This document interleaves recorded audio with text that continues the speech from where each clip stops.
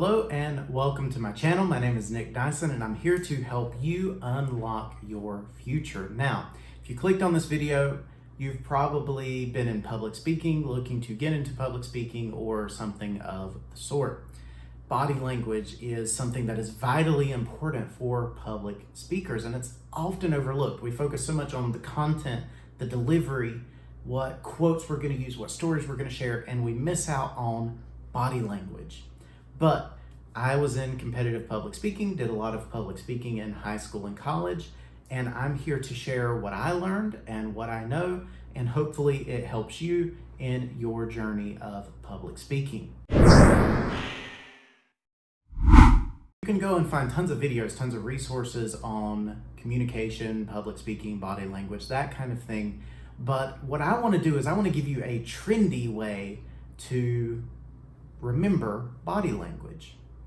So by trendy, I'm referring to something that will stick in your head, kind of a mental picture to make you think about body language. So for this analogy, and what we're going to talk about is the cow method. Yes, I am using a farm animal because most of us know what a cow is. We can kind of picture the white with black dots and kind of see what a cow looks like.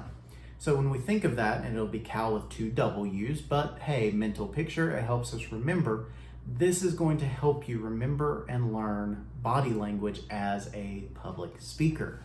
So the C of my cow method of kind of remembering body language is closed off or nervous looking body language.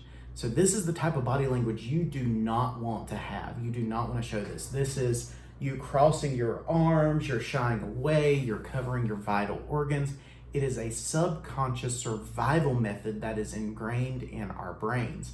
When we're nervous, when we're uneasy, when we're scared, we want to cover our vital organs, protect it. We want to kind of shy away, protect, turn away in some way. But as public speakers, your audience feels disconnected from you. They feel like you're separating yourself, you're closing off yourself, and you are not communicating with them. You are no longer open, you're no longer sharing, you're no longer giving. Instead, you're protecting, you're hiding, you're insecure in some way. So this is the body language you do not want to have. This is the number one way that a public speaker can kill their presentation and people just stop listening or kind of tune out because they no longer feel connected to the speaker because the speaker is now closed off. So number two in the cow method is open body language. This is what you actually want to have. You want to see open palms. You want to see gestures and things that are friendly and connecting. You want to see eye contact. You want to see some movement around, and you want to see comfortable. You want to see confidence. You want to see things that make you feel like you can relate to the speaker, that they're just a person too. They're comfortable, they're talking with you, they're just a friend having a conversation essentially. You want to have that type of body language and interaction with a speaker. Think about your favorite speakers if you've listened to many of them. A lot of people will name some of the same ones because there are few great public speakers and many subpar public speakers. A lot of that has to do with their delivery. They make you feel welcome. They make you feel part of the presentation. They make you feel like they're a friend. I think of John Maxwell and kind of his line that he uses quite often. He sits down and he goes, "Hi, my name is John and I'm your friend." He makes you feel comfortable and connected to him. And when a speaker does that, it engages you, it keeps you interactive and keeps you with them in what they're talking about. Now, if you go and study public speaking between closed off and open body language, you will be able to identify this and see this in different speakers. You'll see a lot of different politicians where they're using the same hand gestures. You'll see the same hand motions or something that they're doing in the same way. You'll start to be able to pick and choose and identify, ooh, that was closed off. Ooh, that was good open communication. And you can critique. Go watch public speakers. You can search John Maxwell or Simon Sinek or any other public speaker here on YouTube, even social media influencers when they're giving a YouTube video or some live stream or something. you can see, are they gesturing? Are they engaging their audience? Are their vocal inflection changing? Do they sound excited? Do they seem happy? Do they seem frustrated? Can they adapt and can they connect with their audience? So the next thing in the C.O.W.W method of public speaking is, we're going to go through the W's. First, where do you stand? So again, think closed off and open. This is kind of a same thing, but more in your motion, is stiff versus movement.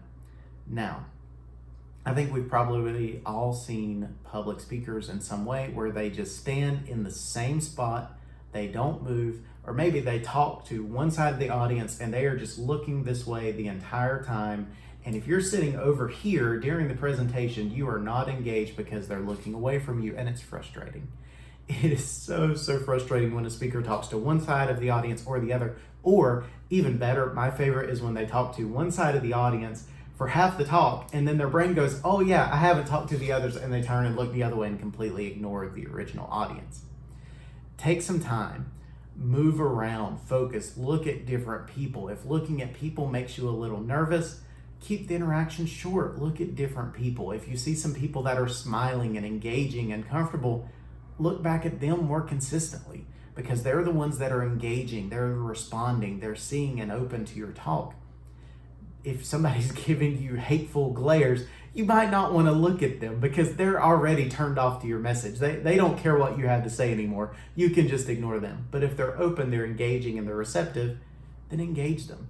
Even here on YouTube, I'm sitting in a chair. I can't really move and do a whole lot, but I can turn my head, I can look different ways, I can gesture with my hand, and I can do things that still give an appearance of body language to better engage my audience and those listening. So keep that in mind. Use some movement. Don't be overly stiff. Be flexible. Be loose.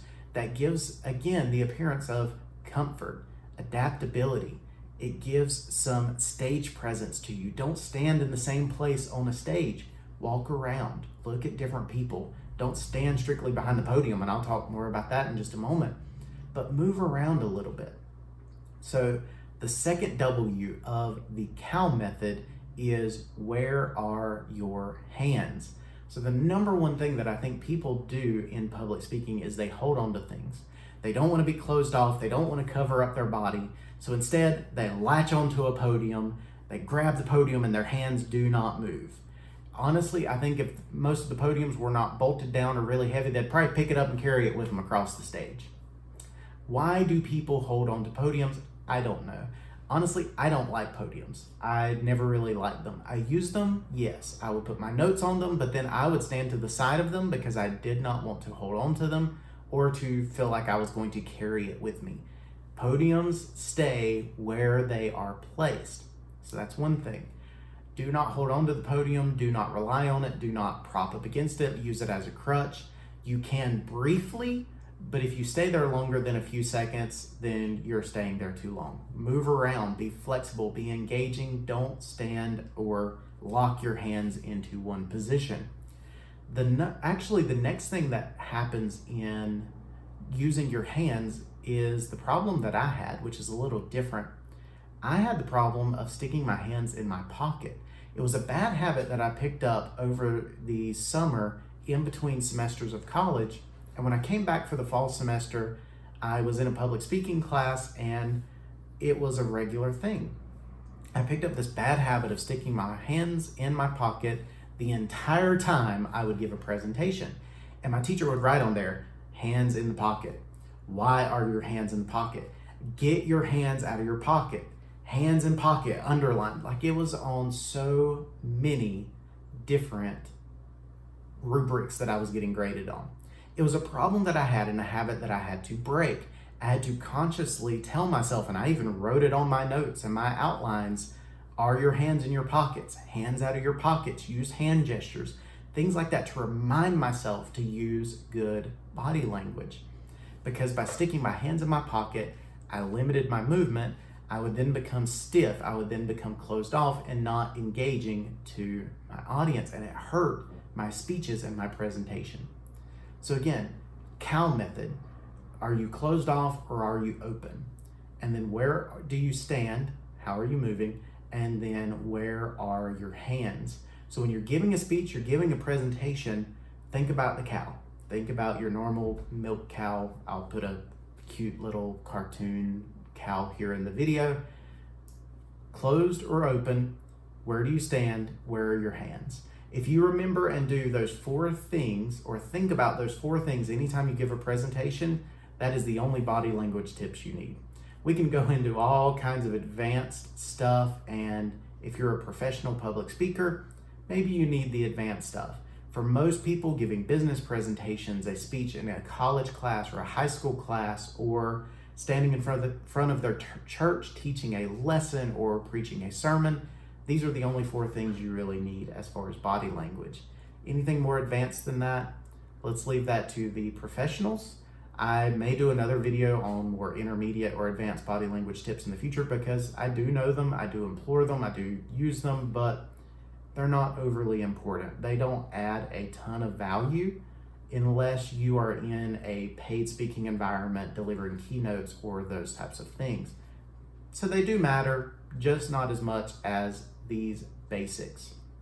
So I want to thank you for watching the video. Thank you for joining me here on the channel. If you thought this was helpful or useful, it'd be greatly appreciated if you would leave me a like, subscribe to the video, and join me again for a future video, producing more content every Monday and Thursday. So be sure to subscribe and look for future videos. Thank you for watching, and I'll see you in the next one.